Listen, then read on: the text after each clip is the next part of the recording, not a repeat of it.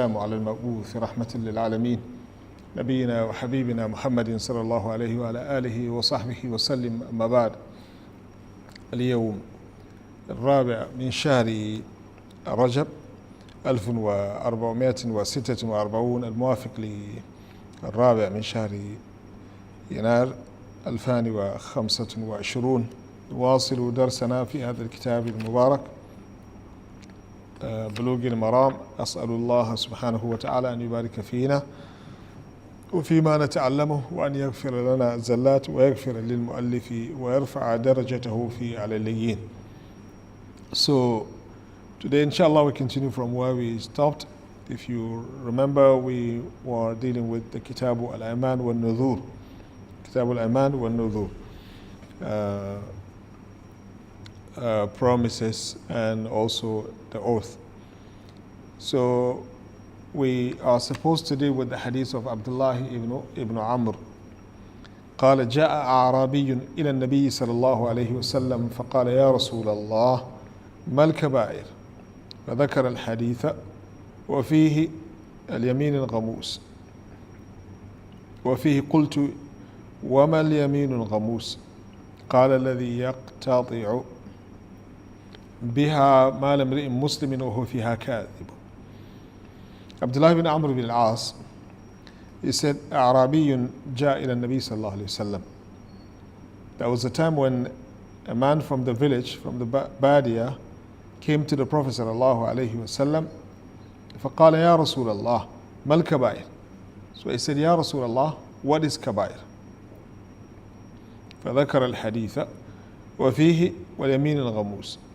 In that hadith, the Prophet ﷺ mentioned al-Yameen Al-Ghamus amongst the Kaba'ir al-Dhunub.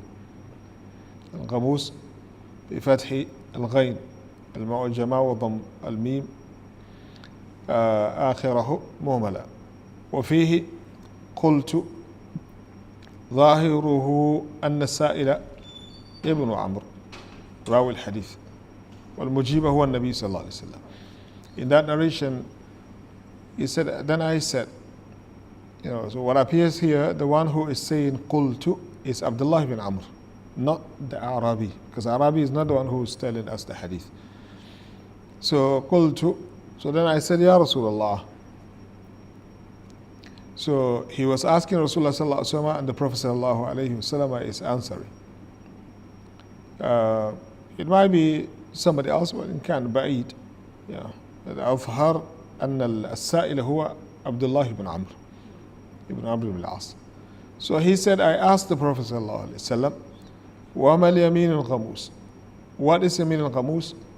قال التي يقتطع بها مال امرئ مسلم وهو فيها كاذب. Is the yameen that he cuts the wealth of a Muslim. He takes the wealth of a Muslim وهو فيها كاذب, meaning he takes over the wealth of somebody in the court case. He knows that this doesn't belong to him, but then he swears by Allah that this is his, and the judge trusts him and gave him that wealth of his Muslim brother. قال هو فيها كاذب, and he is lying. أخرجه البخاري. قال أعلم أن اليمين إما أن تكون بعقد قلب وقصد أو لا. So yameen, either it is بعقد قلب وقصد, meaning you intended it, you want it, that is the intention in your heart when you are saying the yameen. We know yameen, right? The oath. No. أو لا, or it is not like that. بل تجري على اللسان بغير عقد قلب. So it just تجري على اللسان بغير عقد قلب, without any intention. وإنما يقع بحسب ما تعوده المتكلم, and it just happened based on the culture of the mutakallim, the one who is speaking, meaning he doesn't intend it. سواء كانت بإثبات أو نفي, whether he is rejecting something or he is affirming something. Because wallahi is like that. Wallahi is like, I don't mean yameen, but Just we used to saying wallah, wallah, wallah, bala wallah, la wallah, you know. Everywhere you go, wallah, wallah. فهذه هي اللغو. So this is the second type of yameen. اللغو we call it. قال الله تعالى لا يؤاخذكم الله باللغو في أمانكم. Allah subhanahu wa ta'ala does not hold you responsible and accountable of the laghu al-yamin. ولكن يؤاخذكم بما عقدتم الأيمان. Allah subhanahu wa ta'ala hold you responsible of what your heart intended, that which comes to the heart. كما يأتي دليله وإن كانت عن عقد قلب فينظر إلى حال المحلوف عليه. So if a person intended, you know, he intended the yameen, he knows what he's doing, and he meant it, then we look at the situation of the mahluf alayh. Mahluf alayh means the thing that you swear for. You are swearing for what? فينقسم بحسبه إلى أقسام خمسة. So this will be divided into 5 types. This will be divided into 5 types. إما أن يكون معلوم الصدق, something that you know, yes, it's true. أو معلوم الكذب, or you know that otherwise that is false. أو مظنون الصدق, or something that you think, inshallah, and based on the vast majority of your expectation is true. أو مظنون الكذب, or based on the vast majority of your expectation is كذب, is a lie. أو مشكوكا فيه, or you have shak. What is shak? Imbalance. No, balance. Yeah. Shak should be the balance. Yeah. الظن الغالب, this is when you have the rujhan. ما كان له الظن ما كان له الترجيح. So you don't know whether it happens or it did not happen. So 50-50. When I ask you, do you think it does happen? I'm not sure. 50-50. Which one is more? I'm not sure. That's shak. Which one is more? Well, most likely is true. That's dhan. Which one is more? Most likely is kadhib. Yeah, so you can make some preference. So we have 5 situations if we are to look at the hal al-mahluf alayhi, right? Hal al-mahluf alayhi. Either معلوم الصدق, معلوم الكذب, مظنون الصدق, مظنون الكذب, مشكوك فيه. 5, right? فالأول يمين برة. Which one is أول? معلوم الصدق, the one that you're sure that it is true. This is يمين بارة صادقة, وهي التي وقعت في كلام الله نحو فورب السماء والأرض إنه لحق مثل ما أنكم تنطقون. I love this example. Because no possibility of wrong in this statement, because it is from Rabbul Alameen. The first type which you know it is true, right? This is the one that you find in the Kalam Allah Azza wa Jalla. This is the yameen that is sadiqah, barra, righteous, good, accepted, and sadiqah. Like the saying of Allah subhanahu wa ta'ala, فَوَرَبِّ السَّمَاءِ وَالْأَرْضِ. Who is that Rabb al-Sama' wal-Ard? Rabb al-Alameen, Allah subhanahu wa ta'ala. إِنَّهُ لَحَقٌّ مِثْلَ مَا أَنَّكُمْ تَنْتِقُونَ. It is haqq, just like the way you speak. You know, you have doubt in your... Yeah, if you are not those guys, Sufasta'iyya, you remember them? Sufasta'iyya, I mentioned them a lot. Who are they? They don't even agree. No, they don't. It's not about they don't know. They don't agree that they exist. And you can see dalal. You know? At least atheists accept that he does exist, but he doesn't agree with Rabb al-Alameen to be there. But these guys, they don't even agree with them to exist. We are not talking about Allah, whether He exists or not. That's another level with the Sufasta'iyya. That's why if somebody talks rubbish in Arabic, we said this is safsata. Nisbatan ila ha'ulai al-qawm. So Allah subhanahu wa ta'ala says, إِنَّهُ لَحَقٌّ مِثْلَ مَا أَنَّكُمْ تَنْتِقُونَ. It's true. just like the way you believe that he does exist and your statement, your speech, happened, just like that. قال ووقعت في كلام رسول الله صلى الله عليه وسلم, and also the one that the Prophet صلى الله عليه وسلم said, والذي نفس محمد بيده وأيم الله, any oath that the Prophet صلى الله عليه وسلم made is 100% true. No possibility of lying or falsehood in it. قال ابن القيم إنه صلى الله عليه وسلم حلف في أكثر من 80 موضعا. Rasulullah صلى الله عليه وسلم swore by Allah in more than 80 places. وهذه هي المرادة من حديث إن الله يحب أن يحلف به. الله أكبر. And this is the intention when the hadith comes and says Allah subhanahu wa ta'ala يحب أن يحلف به. Allah subhanahu wa ta'ala, He loves to have somebody swearing using His name. إن الله يحب أن يحلف به. Allah subhanahu wa ta'ala loves to see somebody using His name when he swears.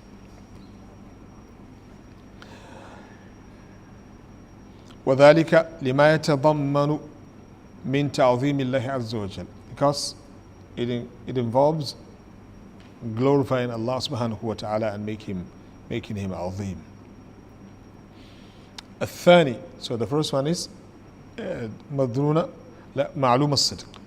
The second one is معلوم الكذب, وهي يمين الغموس. This is the يمين الغموس that the Prophet صلى الله عليه وسلم talked about. ويقال لها الزور والفاجرة. One of the names given to it is الزور والفاجرة.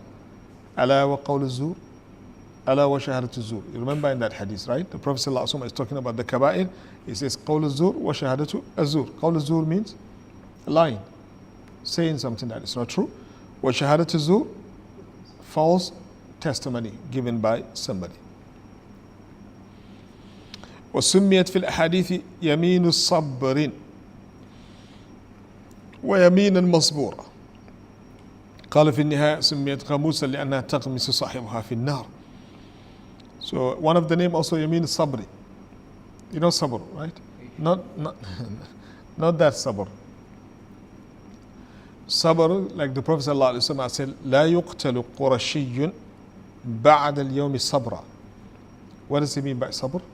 Sabr is to keep a person in a place and he cannot go to anywhere and then shoot him in that place.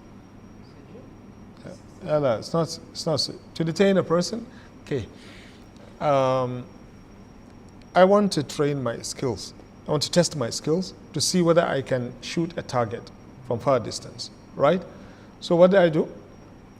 Rather than bring in a wood or whatever I can bring, which is not a living thing, I brought an animal. Let me avoid human being. I brought an animal. I tied that animal in that place, and then I make him as a target, shooting that animal. This is what is meant by al-qatl sabra. You don't give him a chance to do anything, keep shooting. So that's haram for a person to do that with the animal. That's why Abdullah Ibn Amr, if you remember in the same book, I know you forgot, but he passed some people making a bird as a target and they're shooting the bird. So he shouted at them. He said, نهى النبي صلى الله عليه وسلم أن يجعل شيئا فيه الروح غرضا. Rasulullah صلى الله عليه وسلم said, it's haram for a person to make something that has life as a gharab, as a target. So that's sabr. Al-Yameen Al-Masbura, Al-Sabira, is when the judge keep a person and ask him to swear by Allah and don't give him chance to run, to escape. No, we cannot release you. You will be under the custody of the court until the time you swear by Allah for this. That's the Yameen As-Sabira, where he doesn't have any choice. Yeah? So in this case, he has to speak the truth. Because why is the court keeping him like this? That is a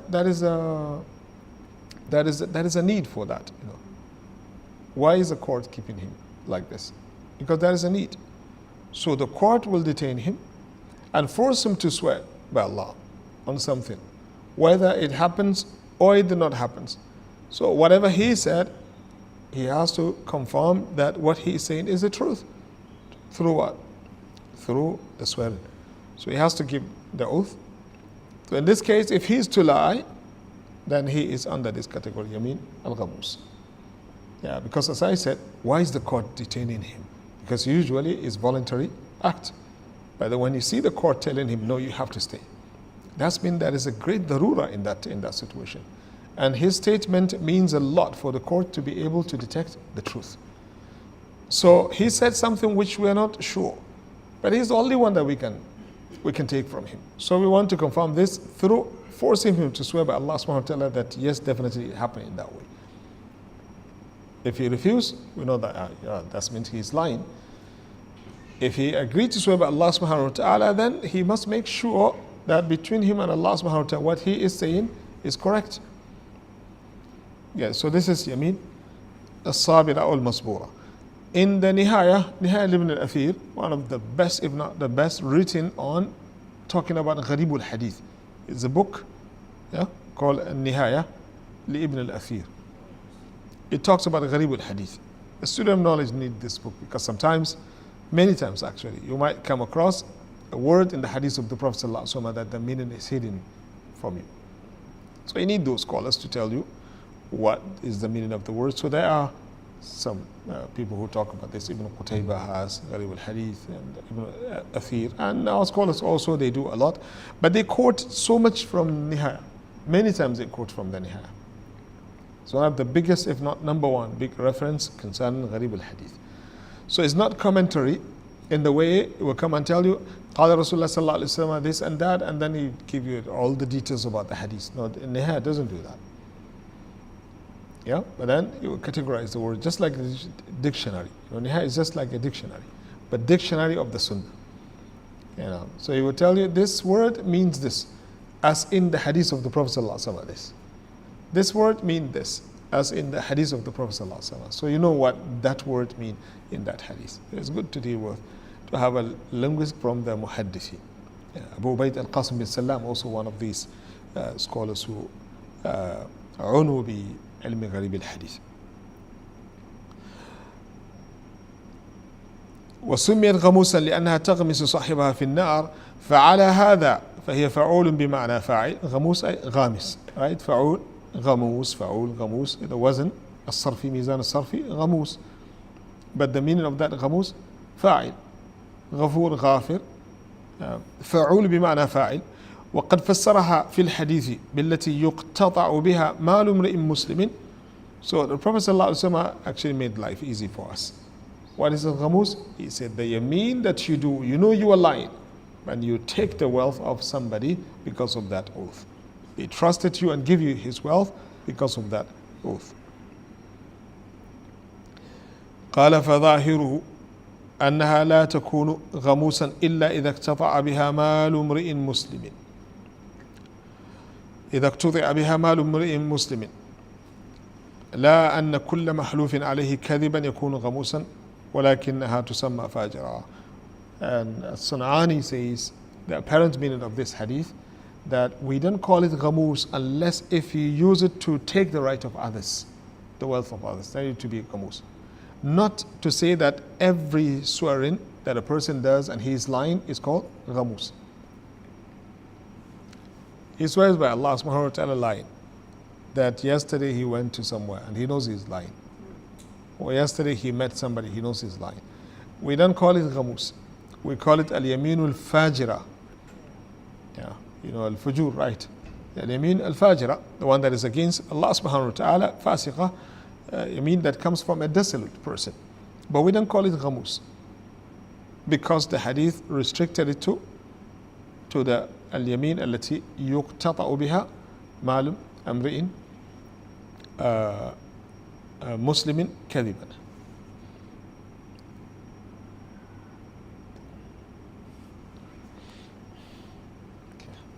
Release this person, otherwise he will keep calling me.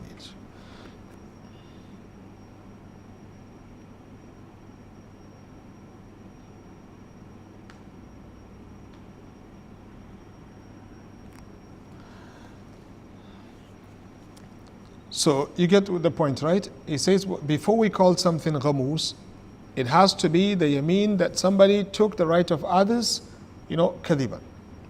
But lying in the Yameen is Yameen Al-Fajirah. Okay, we're done with this, right? والثالث ما ظن كذبه ما ظن صدقه. Something that you think, based on the vast majority of your thought, it is true. You get it? وهو قسمان. And this one is two types. Okay? Adam, we said, if you look at the Yameen, in terms of what you are swearing for, we divide it into 5 categories. معلوم الكذب, the one that you know it, معلوم الصدق, the one that you believe it is true, the one that you believe it is wrong, it is lying, and the one that the vast majority of your thought, it is true, and the one that the vast majority of your thought says it is false. And the last one is mashkukun fiha. 5 types. Mashkukun fiha means the one that you have shak in it. So we are in the number 3. Number 3, madhunna sidquhu, the one that you think it is true. وهو قسمان, and this one is of 2 types also. من كشف فيه الإصابة فهذا ألحقه البعض بما علم. The one that at the end of the day, in كشفت فيه الإصابة, you realize that, no, it's true. Your thought says it is like that. But then later on, you discover that yes, it is like that. This one, some scholars said, we put it under the first category, which is ma'lum as-sidq. إذ بالانكشاف صار مثله, because after you discover, then it is like that. So you say أقسم بالله, it is like this, because the vast majority of your thought, it is like that. But then later on, you get it correct. Yeah, they said it will be similar to the first one. والثاني ما ظن صدقه وانكشف خلافه. You thought it is correct. However, later on you realize that it is not correct. You get it? You thought it's correct, but later on you realize it is not correct.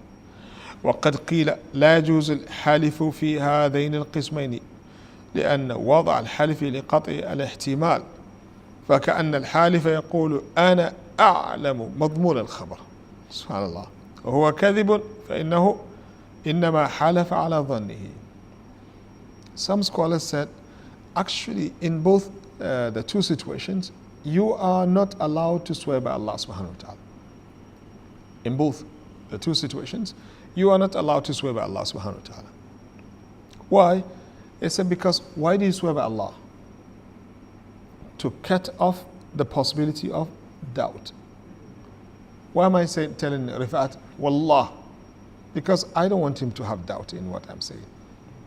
I told him, Uqsimu billah.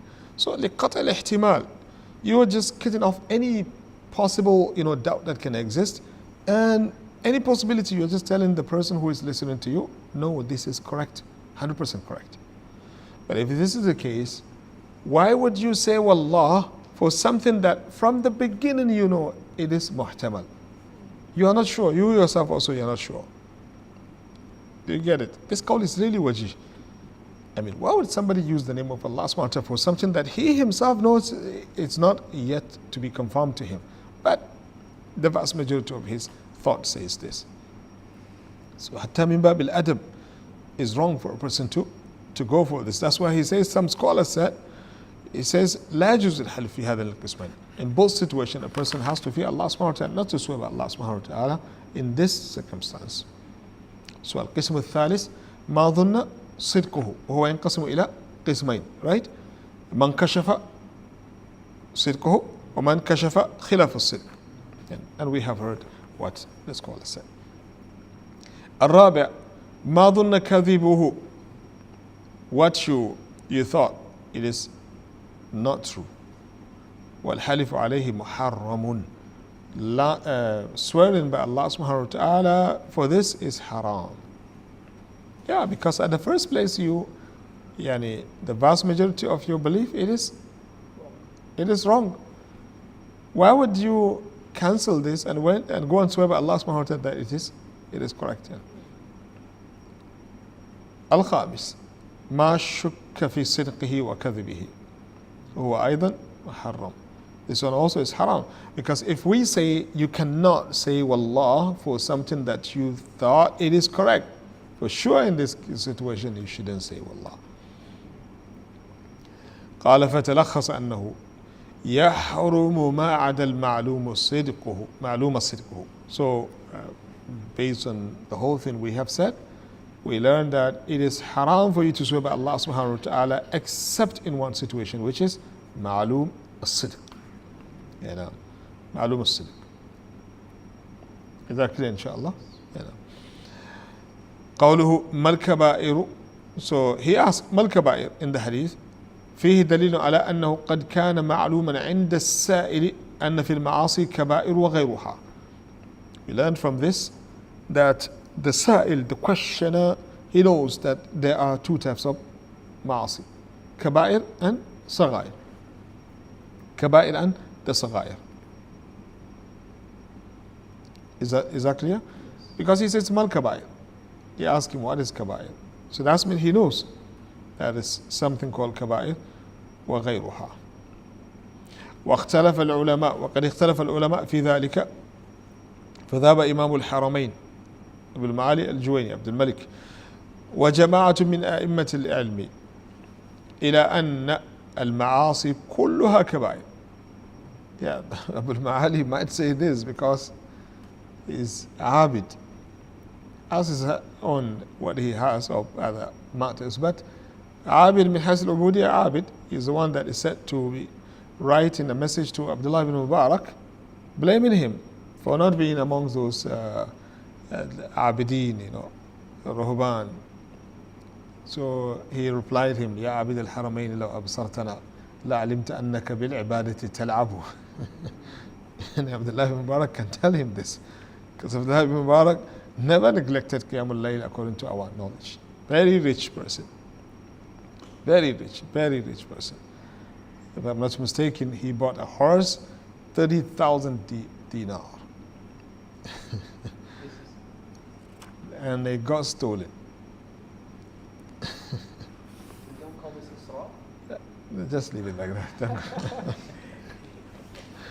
You can ask, why does he buy? I can buy something 30,000 dinar, where I can get another one dinar, and I'm not musrif. It depends on why am I buying it. What is it in that thing that I bought it for? Yeah, something that you buy, if we're going to evaluate, you know, and quantify the value, it will be maybe greater than what I'm saying. So when somebody buys something based on a need, he knows what he's looking for and the reason why he bought it.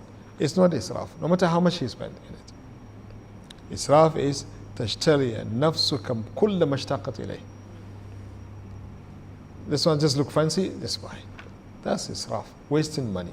You're buying things which you might not use them throughout your life. But if a person buys something for quality and it's just very expensive and somebody like him can afford doing, it's not israf. That's why you might not blame him, but you blame another person who does the same thing, but he's poor. At the end of the day, you might be going and begging people to help him, you know, and regret for what he did. A shahid, according to that story, that horse got stolen. And his slave came and asked him, where's the horse? Because his heart is always with that horse. He knows how much he bought. He said, where's the horse? He said, gone. Gone? He said, yes. Who took it? Somebody, a thief. A thief took it. He said, okay, where were you? He said, I was praying. You were there? He said, yes. He said, why didn't you go and get it back? He said, I was praying. Maybe you might blame this. Why did he let it go? Not by, but this one. Because Islamically, if you are praying and somebody come and take your property, you can just cut the prayer and go and get him. Halal for you to cut off the prayer. Go and get him. So he said, no, I was praying. So why didn't you get him? He said, I was praying. Just like that, he says, that's it. So unless make dua against him. Say, okay, no problem. This one we can do.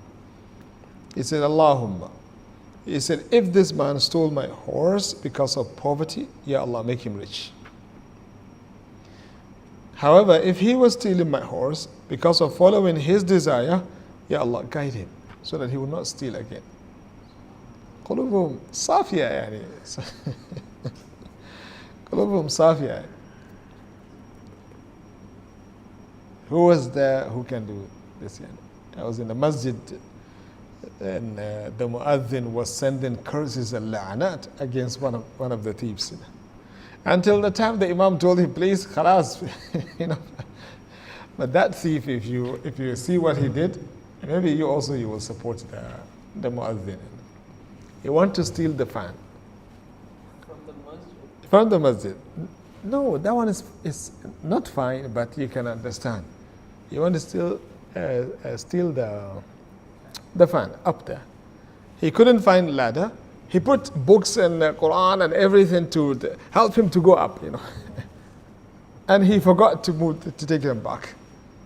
So when people came, they see the books there. For sure, he uses them. That's what makes them muazzin. I know it. He was sending curses. La'anatullah. But these type of people, you should ask Allah to guide them. Yeah. In our aqidah, you don't learn, you don't curse a muayyan. Ask Allah to guide him. Because now he is putting the Quran or the books to get to that place. And he is not cursed yet. If Allah curses him, what do you think he will be doing? Worse. It's not good for us actually to see him being cursed. It's a smartness in dealing with matters. That's why those people, subhanAllah, life with them, is really amazing. With us, hatred, hikd, and unforgiveness, this is my thing, you have to. In the past, it's not like that. A thief made a mistake and he went to the house of Malik ibn Dinar. SubhanAllah, Malik ibn Dinar. He went to the house of Malik ibn Dinar by mistake. Well, to him, and purposely he's getting into the house, but this is not the house he's looking for.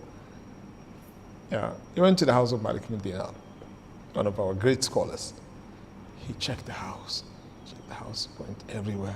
And Malik was there, looking at him, doing his wird. Maybe he's tired of praying Qiyam al-Layl, just taking some rest. And this guy came to the house, checking the house, and he couldn't find anything to steal. After that, he just pack his things and go. While he is on the way, Malik ibn Dinar said, he called him. He says, Ama idh lam tajid shay'an min ad-dunya. He says, since you couldn't find anything from the dunya, I guess you're looking for the dunya. But since you couldn't find anything from the dunya, because the house has nothing, just Malik and some of his books. Maybe some mat, if he has one, that he sleeps on. He says, since you couldn't find anything from the dunya, do you have any interest in the akhirah? SubhanAllah. Not, I will take you to the police, I will do this and that. But he finds it as a means of da'wah. He said, do you have any interest in the akhirah? And the thief said, yes, I do. He said, come, please go make wudu. Let's make wudu. And that time was about to make adhan for the Fajr. They said that was the first time they saw Malik ibn Dinar walking with somebody to the masjid. He didn't go to the masjid with somebody. So he took him to the masjid and he went. He prayed. Yeah. He finished the prayer and then he left. People know this guy to be a criminal in the community. They told him, Sheikh, you work with this person? He said, yeah, he came to steal us, but alhamdulillah, we managed to steal him.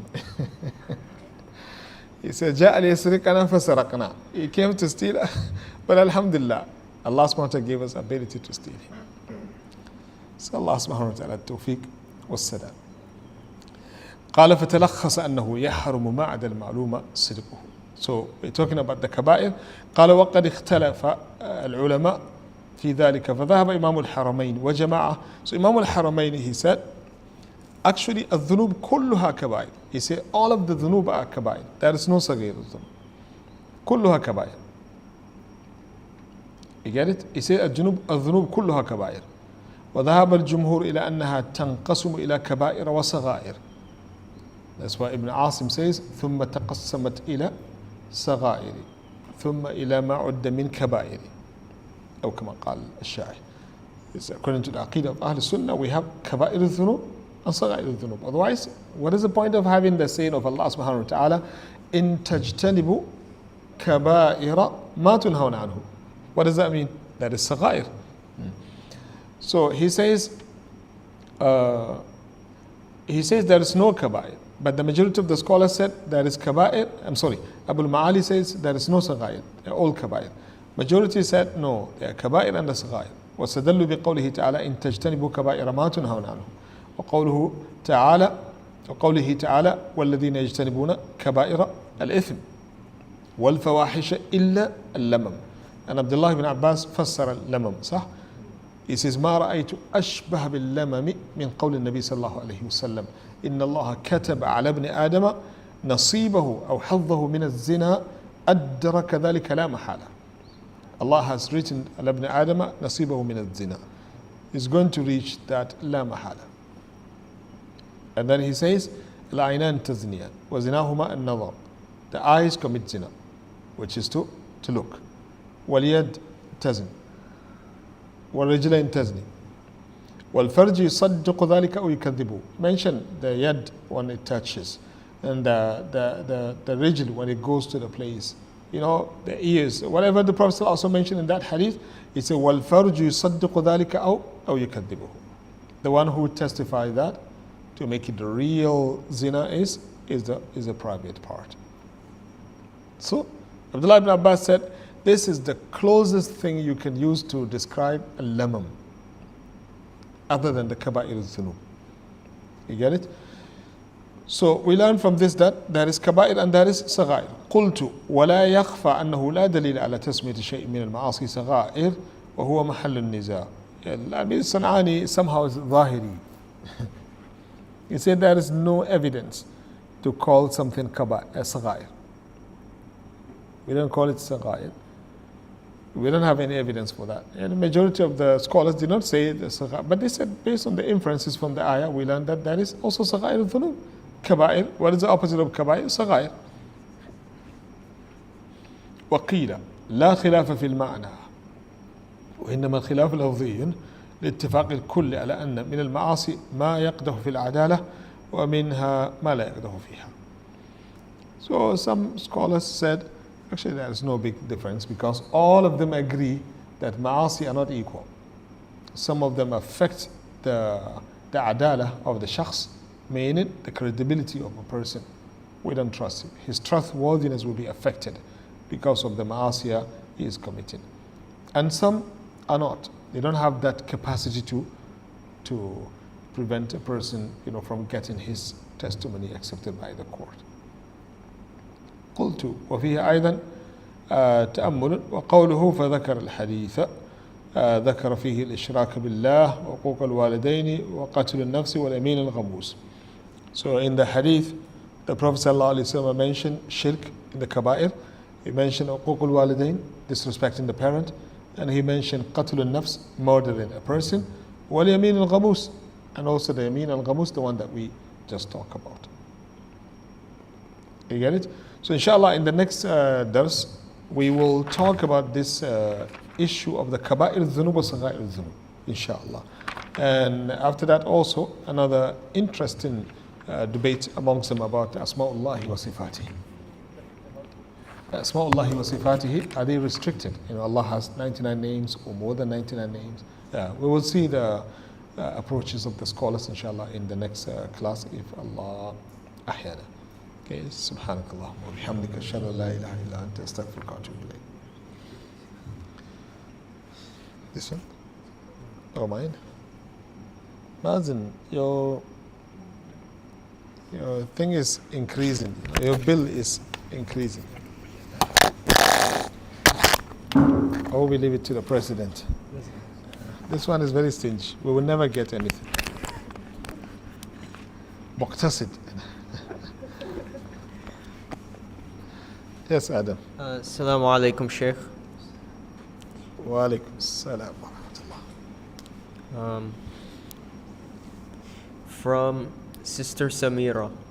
Is it necessary that when a sister takes khul, her parents must agree and show their consent? And what should the sister do if the parents don't support her? When she takes what? When a sister takes khul, does she need khula? Divorce. Does her parents need to agree? No, they don't need to agree. But I will advise her to let them know. Yeah. Whenever a person decided to leave his family, it's good to consult somebody that he trusts so much. Yeah.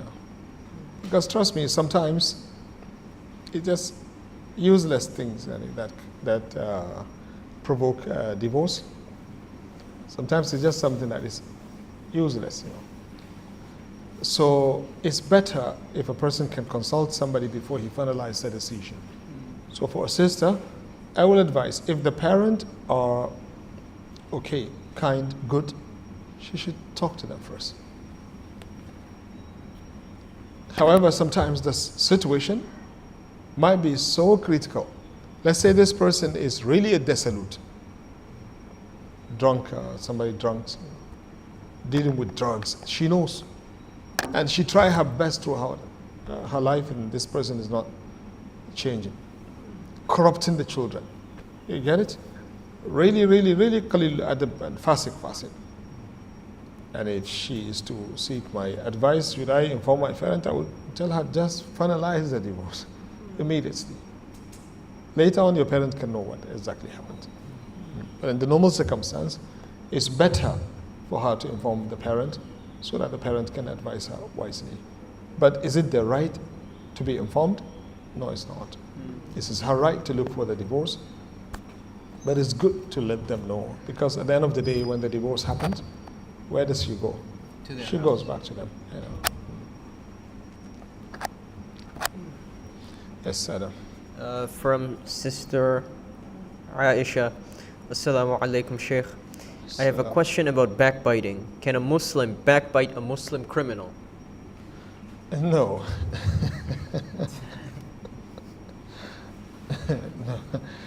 But if the criminal is committing the crime openly, there is no backbiting.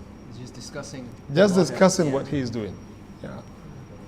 It's just you can tell that person, you're just wasting your time, because it's better for you to discuss other matters than wasting your time talking about this loser. You get it? But any Muslim, if he is a Muslim, and what he is doing, you're the only one who knows, you're not supposed to tell others.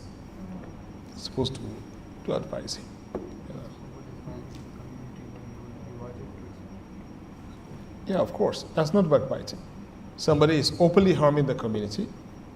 You can talk against him to others, to remind people about what he does, so that they will stay away from him. You can report him to the police if you're not going to get into trouble also.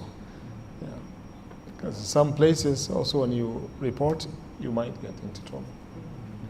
But it's good for a person to think, you know, to see how to do the reporting in the way he will not get himself into trouble.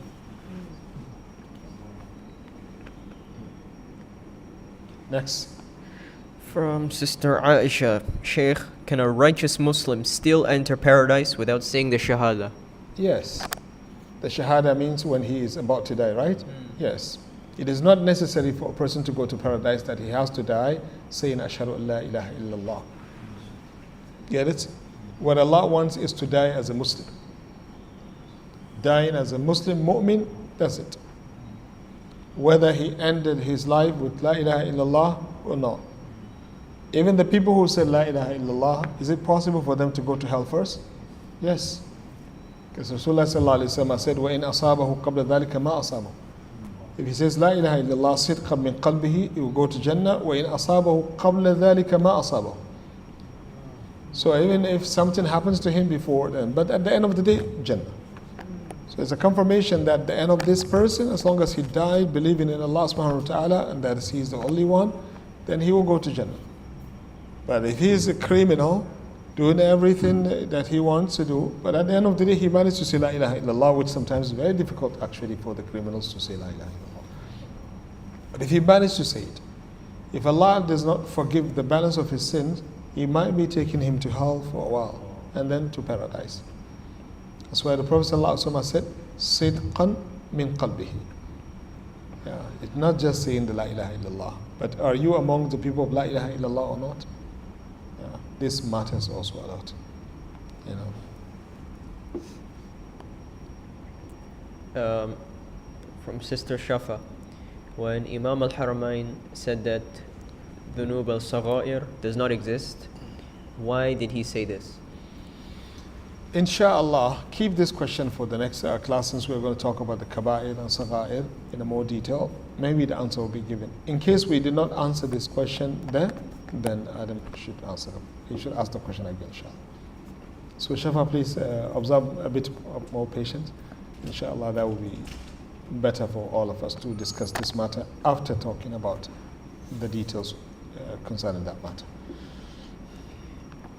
From Sister Ryan, can you choose to do a salah at a later time? Can you choose to do? I think we answered this. Can we choose to do a salah at a later time, for example, Asr and Maghrib, or only if the difficulty extends from the first salah to the next? No, as soon as the difficulty exists, a person does have a right to combine. But if, let's say, the difficulty exists, a person delay the combination of the prayers, and then the difficulty is gone. Al-hukm yaduru ma'illati wujudan wa adama. You should apply our dars in qawaid Rayyan, that hukm yaduru ma'illatihi wujudan wa adama. Hukm goes with the illah, wujudan wa adama. Why am I allowed to combine the prayers? Because of the difficulty, but it is gone. Then in this case, I'm not supposed to do the combining of the two prayers. You know. The time is already passed for the first one. Then there is no any. She intended to combine because she is in a difficulty now, right? She is waiting for the Asr to come, since she believes that inshallah Asr time the difficulty will be gone, right? However, before Asr, difficulty is gone, or right after the Asr, right after the Dhuhr time, difficulty is gone. You get it? So, in this case, there is nothing to say because Dhuhr already been taken to that place based on a reason. The person shouldn't be blamed. Having the difficulty being removed, you get it right after the time comes, passes, the person shouldn't be blamed. So what I'm saying is the time already finished and a person delay it because of an excuse he has Islamically, he shouldn't be blamed.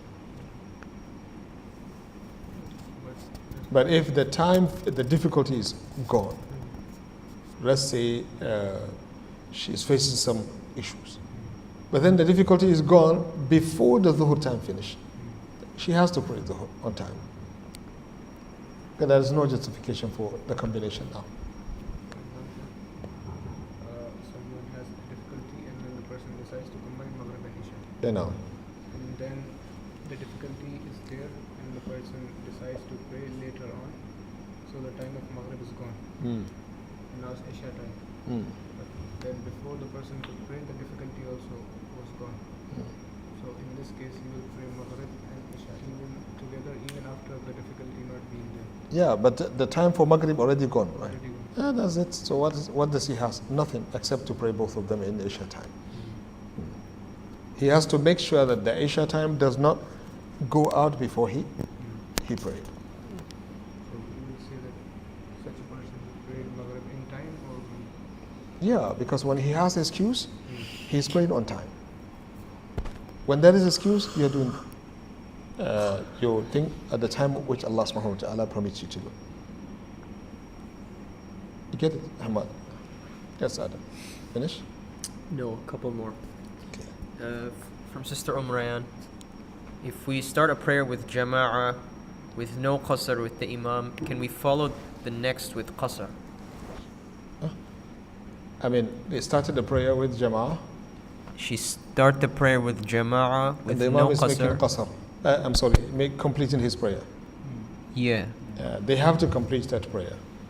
The next prayer, if they're combining, the next prayer when they do it qasra. Unless if they follow the same Imam. You get it? But they can just do the qasr and khalas. But the one they are with the Imam, as long as they catch up the last ruku', then they have to complete it fully. Can you move the place of salah to a different area if you do the first salah in jama'ah? I think we answered this question. Did we? I think it's done, right? Yesterday. Yeah. Okay. From Sister Sa'ada. Assalamu alaikum wa rahmatullahi wa barakatuh. I just want to confirm that if a woman has the choice between reciting silently and out loud when she prays alone or in the presence of maharim. When she prays alone, it's better to follow the sunnah of the Prophet ﷺ precisely. What to be read louder, read it aloud. What to be read silently, she read silently. Yeah, when she is with the maharim, also the same thing. When she is outside, always silently. You know. Finish. I have one question. Sorry, Sheikh. We said that you can only swear upon Allah in the case of ma'alum al-siddiq. So, if I am let's say I'm put in a position where I need to swear upon Allah, and I saw it with my own eyes, but let's say someone was in my position and he wanted to be a little bit tricky. So maybe his eye has some problem, or maybe sometimes he thinks he sees things. Can he bring these up and say, maybe I didn't see it, and then refuse to swear upon Allah, even if he saw the thing in front of him? You can tell them this: I have doubt. I don't want to swear by Allah subhanahu wa ta'ala on something that I'm not sure. They must accept this from you. What if I saw the thing, like I see Mazin right now? Yeah. Can I still say, make things up? Unless if you are shakkak, person who is always having shak. Yeah, then we give you that. Otherwise, we tell you, shak. Did you see him or not? Yes, I saw him. That's what we need. And if they But say, if it's a say person who wallahi. always have this waham. He said, no, I think I saw Mazin. But then it turns to be Mazin wasn't even in the university that day. Next time also it happens like that. This type of people, they shouldn't swear by Allah subhanahu wa ta'ala to emphasize on something. The witness. But if a person is normal and he saw something with his own eye, why wouldn't he swear by Allah? That's why Uwaymir al-Ajlani, with the Prophet sallallahu alaihi wasallam, he went for the li'an. He said, Ya Rasool Allah, ra'aytu bi'aynayya. He said, I saw with my own eyes that his wife is committing zina. He said, it's not somebody told me. He said, I heard them speaking about it when they're committing the zina, and I saw them with my own eyes committing the zina, Ya Rasulullah. He emphasized, he said, Ya Rasulullah, I saw them. That's why when he asked him to swear by Allah, straightforward, he swore by Allah subhanahu wa ta'ala 4 times. Billahi alladhi la ilaha illa huwa inni ra'aytuha tazni. 4 times. And Khamisa, he says, if I am lying against her, may Allah curse me. When it comes to her, because the companions believe that how is it possible for a man to come and swear by Allah in the presence of the public about his wife committing zina? They can't comprehend this. They believe 100% this man has to be right. But for her case, when she comes and she did also. Number 5, فَأَوْقَفُوهَا, they stop her. They said to her, إِنَّهَا مُوجِبَةٌ, this will confirm what you have asked for. So don't rush. So فَتَلَكَّأَتْ وَسَكَتَتْ, she kept quiet for a while. What does that mean? Something going on. She kept quiet for a while, and then she said, لَا أَفْضَحُ قَوْمِي سَائِرَ الْيَوْمِ, I will not embarrass my people. So she decided to, favor her people over her own personal interests. Allahu musta'an. So she said, if he is speaking the truth, may Allah be angry with her. Rasulullah sallallahu alaihi wasallam said, "Ahadukuma kadhibun." One of you is lying. And then he asked them to go and watch and see, to see the child who is going to be born, what type of a child is this? He gave them the description of both the husband and the accused person, Sharik bin Sahma. He said, if he looks like this, look like that, that's me, he belongs to the accused person. And it happens like that. That the child, the baby comes looking like the accused person. So they told the Prophet ﷺ, Rajul Sadiq, the Prophet ﷺ said, if I can punish somebody without bayyina, لَكَانَ بَيْنِي وَبَيْنَ هَذِهِ شَأْنٌ. But Allah asked her to do the li'an, that's it. We don't have anything against her. She got what she asked for, that's between her and Rabbul Alameen. So a person who knows it happens can swear by Allah subhanahu wa ta'ala, but if you're not sure, why would you say wallahi for something which you're not sure whether it happens or not? Sheikh, sorry if this is, I wanted to clarify. Let's say I saw someone commit a ma'asi. I saw it like I see this camera. You're scared of Mazin? Okay. I don't want to accuse Mazin of everything. But I like this person and I don't want to testify against them. So when I come into the court, I tell the judge, you know, judge, yesterday I was sick. I was in the doctor's, so I'm not feeling so well. That's lying. But what if I really was? But it Then did not affect my just sight. don't go at the first place. Don't go witness. What if Don't he go. called me? Who? The qadi. He says, The Qadi call you. Just tell him, well, I don't know what to say to you. Ask him, what really happened, Mazin? I can turn the battle to Mazin. Mazin, what really happened? What was the case, actually? I need to know. Judge, I'm very sorry. I really cannot swear on something that I'm not so sure. And you're not so sure. Maybe Mazin was forced, you know. Or maybe he's doing it willingly. I'm not so sure. Yeah. Did you see him in the place? Yeah, I was passing. I saw somebody that looks like, not Mazin. Who's the name of the guy? Karim. I saw Karim. I was passing. Yes, I believe I saw somebody that looks like him. Are you sure he is the one? I believe, that it might be the one. Might be the one. Yeah. Just leave it like that. Okay. And then go. Allah grant us good. My brother asked this question. He asked me, what does Islam say about women who pray with niqab? It's okay for a sister to pray with niqab if she is in a place where there is non-maharim in the place. Actually, if she believes in the niqab to be wajib, she has to pray like that. She cannot uncover her face. She can only do it in a place where there is nobody at home. At home is haram for her to cover her face. Or TV cameras and things like that. Because sometimes there are cameras out there. And who is the monitoring the cameras? Brothers. Oh, that's right. Yeah, so it's, she doesn't show this person, but she showed that one. Yeah. Happy? This is the last question, Sheikh. From Sister Sa'ada. Follow-up question to Qasr. Is it also better for a woman to choose to pray each salah at its time, or it's only for men so they can pray in the mosque with others? When? In the Qasr Salah. Safir. And for a woman, no, I will choose for her to pray Qasr all the time. Not to pray with the people. Mans are different because they have to go to the masjid, and it's not appropriate for him to keep praying at home. When there is adhan, he should go and pray with the people in the masjid. You get it? But for a sister, why can't she apply the full sunnah of Muhammad sallallahu alaihi wasallam? Get it? And get the best reward. Since she's not required to go to the masjid, why would she pray? Why would she go to the masjid at the first place? And lose a lot. Because qasr salah is better than making it full. If you qualify to do qasr, it's better for you to do qasr rather than completing the rakat. Alhamdulillah. Last of the last then. Someone who does not pray. Does not? It's not. Someone who Pray. does not pray.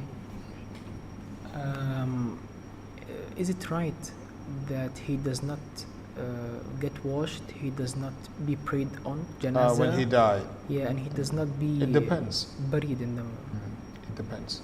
If he believes in the prayer to be part of Islam, but out of negligence and laziness he doesn't do, most of the scholars believe that he is still a Muslim. Very, very bad and evil Muslim. His sin is worse than committing zina and taking riba. Tariqus Salah is worse than Akilu riba, and the one who is making rishwa, taking bribe, the one who is committing zina.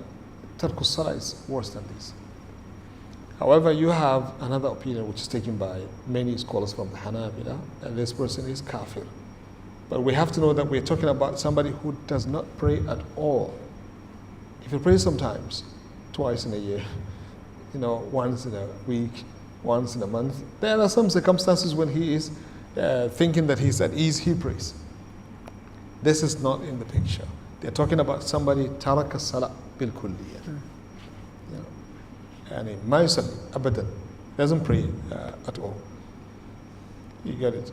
So according to this first opinion, the opinion of the majority of the scholars, he's still a Muslim. We wash him and his wife can stay with him. According to the second opinion, his wife actually has to stay away from him because he's married to a kafir. So when he dies, we don't wash him. We don't bury him in the Muslim graveyard. We take him to the non-Muslim graveyard. Okay. However, wallahu alam, the opinion of the vast majority of the scholars is closer to the truth. Wallahu alam. Okay, this is about him. What about me? Like, is it haram to hang out with someone who does not pray, or he does not? He told me personally that he does not believe in the Day of Judgment. He's just worshiping. That's kafir actually. But okay. That's kafir. But he told me that he is just believing in him in case if he died, all these things that's kafir. Became true, and there is actually Allah, and exactly. He said, exactly. I'm not losing anything. He said exactly. This is the one that Allah subhanahu wa taala is referring to in Surah Al-Hadid. وَلَكِنَّكُمْ فَتَنْتُمْ أَنفُسَكُمْ وَتَرَبَّصْتُمْ وَارْتَبْتُمْ وَغَرَّتْكُمُ الْأَمَانِيُّ. And this is going to happen and said to them on the Day of Judgment. They have shak in the Day of Judgment.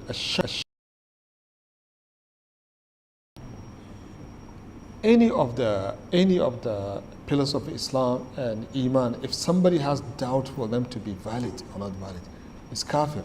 Kufrun mukhrijun anil millah. But I can't say that he's a kafir, right? No, why? He said he doesn't believe in the Day of Judgment, right? He told you, right? Yes, he said. Khalas. You don't need to call him because he is. Whether you call him, you don't call him, he is. It's haram to hang out with him. No, you can walk with a kafir. They say like the one who doesn't. But to make a person as a friend, close friend that you're hanging around with, that's wrong. No. You can sit with a kafir, no problem. No, but he's a Muslim who does not believe. He is not Muslim. Do we say he's a murtad? No, we have to check first. At the first place, was he a Muslim or not? If he was a Muslim, believing in all of these, and then later on, طرأ عليه هذا فقال إني لا أؤمن بيوم القيامة, kafar, is murtad. Somebody has to bring him to Islam. He lived his entire life in Saudi. أعوذ بالله من الشيطان الرجيم. Wallah, you hear these type of things coming, Allah musta'an. From what I heard from his Gharib then is that it's not real. He does not believe, but he believes because he's afraid that if the Day of Judgment he doesn't believe. No, he says. I got that one. I got exactly what I'm trying to say, right? In case, right, Rifat, he says, I just accept it because in case. If it happens. But he personally, he doesn't believe that Day of Judgment can happen. This, you must, in those pillars of Iman, you must have yaqeen that they are true. You get it? الشك في الله كفر. الشك في أي جزء من أركان الإيمان ركن من أركان الإيمان is kufr. Somebody has to remind him to believe because he doesn't believe. Keep doing, Rifat, keep goes doing. around to people making fun of me. No problem. Don't worry. Don't worry. Just keep doing. Wallah, just keep doing. Keep doing. Inshallah. May Allah guide us to the truth. Living the correct manhaj brings nothing except tragedy. Living in Saudi, living in this and that cannot protect the iman of a person. I was in Medina one day, and subhanAllah, a taxi brother was trying to send us to the grave. He was over speeding. SubhanAllah, we couldn't stop him. What can you do? We are afraid. Is he drunk? Is he okay? There's a young man that he was telling us whatever Sharia says, he is against it. Wallah, and that's that. We just, waiting for the time we will be leaving this guy. And he's over speeding, Alhamdulillah, we managed to go out and run with our life. And that boy was telling us he is against Islam and whatever Sharia. I still remember his word, Sharia. Sharia says yes, to me is no. Totally again. And this person is a Muslim. No. I accept Sharia because I live in this place. No, it doesn't benefit him at all. Realistically, he doesn't accept it. If he said he accepted because he lives in this place, that means he is not a believer. May Allah grant us good. Subhanakallahumma wa bihamdika ashhadu an la. Okay, this one. Okay. One last thing. I saw a video that went viral about the father who lost his young daughter a while ago, like a year ago, and then the daughter, she always comes to the father in the dream, complaining to him about someone beside her in the grave who's being punished, and she's asking someone beside him in the grave, in another grave. Maybe Someone the beside daughter him. is in the grave, and then there's another grave next to her. Yeah, there's another grave beside the daughter. Punished. He's being punished, and this punishment is harming Oh, her. you mean lost his daughter, she died? Yes, she died. Yes. Okay. So she's coming to the father in the dream almost every day, complaining to him and asking him to change her The place. grave. Yeah. Because he's harmed by this person who is. Yes. So he asked the scholars about it, and they said you have to go check up on the daughter in the grave. He went after 1 year. Her body is exactly the same, and we saw the video. Her body is exactly the same, and he had to Move her change, from another move her, place. and then after that he never had a dream again about her. Can this actually happen? Yeah, it's realistically, possibility, yes, could be possible. But this, is it true? Wallahu a'lam. Because me, I lost trust on the media. So, Wallah, I lost trust on them. No, leave that, leave the media. I lost the trust on the media. But I'm not saying it did not happen, but I'm just saying, I personally, trust me, I lost trust in the media. Yeah. Somebody is there in control, not us. But is it possible to have something like this? Yes, it's highly possible. Highly possible. A dead person could be seen in a dream and he might talk, and that talking might be true. Yeah, Thabit ibn Qais talked to somebody. He says, somebody stole a person saw him in a dream. Thabit said, this person stole my armor. And he hid it in a place next to the horse, raising up its feet, and he put it under a pot. Please go and take it because it doesn't belong to him. So he woke up, he went to the place, and he found it precisely in the place that Thabit told him in the dream. And Thabit is dead. And Thabit asked him to do something for him. He said, I was supposed to do something, but however, I couldn't do it because I was killed in this battle. He said, please do it for me. So he told Abu Bakr radiallahu anhu that he found what Thabit says to be true about that thing. Abu Bakr said, yes, even the wasiyah also, we are going to execute the wasiyah. You know, wasiyah has to be done before death. This is the only person that made wasiyah after he died, and the wasiyah is executed. You get it? Because we found the dream to be true, then Abu Bakr said, let's do what he said, what he wanted us to do. So it's possible. Ibn Uthaymeen said that is a person who, his kids, they were looking for something from him. A written agreement between him and the landlord, because the landlord asked them to leave the house. And the father said, you still have 6 months. The landlord said, no, it finishes. Where is the evidence? So they saw the father in the dream. The father told one of them, go to the library, in a book so and so and so, page so and so and so, open. The paper is there. When he woke up from the dream, he went to the book, that book, opened the same page the person mentioned, and he found the thing being written there. It's possible. Yeah, but those, but these two, but this one, is it, the question is it, did it really happen or not? I have a big question mark on the media nowadays. But is it possible? Yes, we have examples in the past. سبحانك اللهم وبحمدك أشهد أن لا إله إلا أنت أستغفرك وأتوب إليك. السلام عليكم ورحمة الله وبركاته.